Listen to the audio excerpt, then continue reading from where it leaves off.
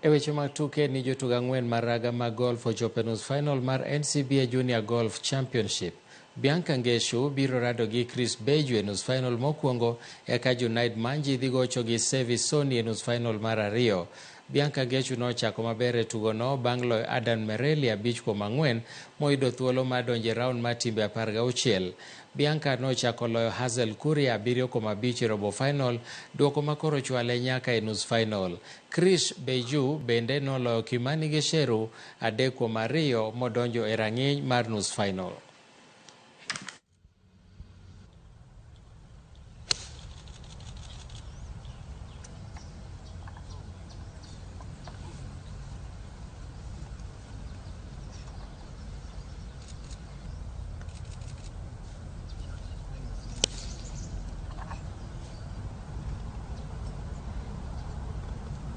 Round today was really good. I just missed a few putts that I could have made, but I tried my best today. I wasn't thinking about the lead or anything. It didn't really matter because, I mean, no matter who wins or who's leading, you have to beat everyone on the course.